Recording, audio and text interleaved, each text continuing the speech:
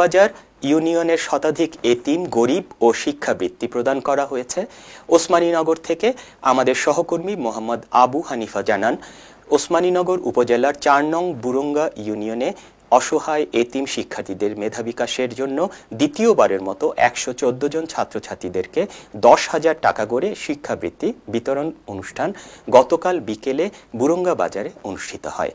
Burunga union ফাউন্ডেশনের সভাপতি আতাউর রহমান চৌধুরীর সভাপতিত্বে এবং সেক্রেটারি কাজী খলিলুর রহমান ও সহকারী সেক্রেটারি মাজহারুল ইসলামের যৌথ পরিচালনায় অনুষ্ঠিত শিক্ষা বৃত্তি বিতরণ এবং আলোচনা সভায় পবিত্র কোরআন থেকে তেলাওয়াত করেন মাওলানা কারি নাবিল আহমদ।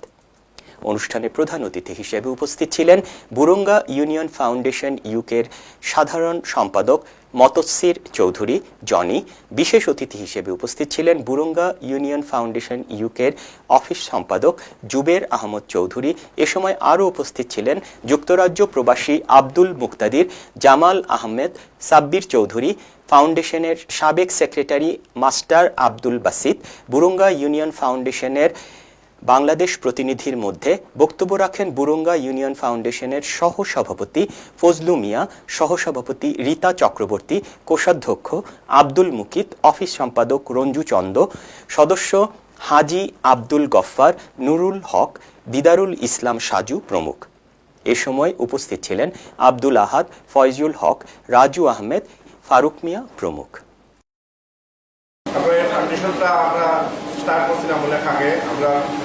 প্রবীণ দুইজন মুরব্বী জনাব আজি আব্দুল মুফতি সাহেব, আব্দুল আজিজ চৌধুরী সাহেব, তারা নাই আমরা তারা সকলে দোয়া করবা। তারা শুরু করছিল আর আমরা তারা লোকে থাকি আমি মতো চালাই দেওয়া আশা করি আমরা সামনে দিয়ে যতদিন আমরা জীবিত থাকবো, আমরা শরীর শক্তি থাকবো, আমরা এগুলো চালাই দেয় না।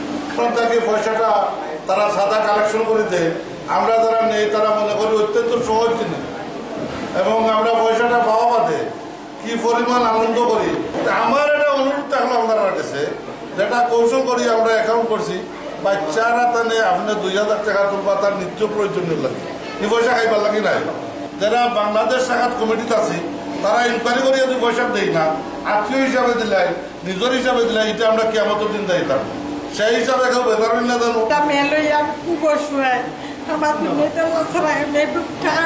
আমি অনেক খুশি। দর্শক, সংবাদ শেষ করব তার আগে আরেকবার জানিয়ে দিচ্ছি সংবাদের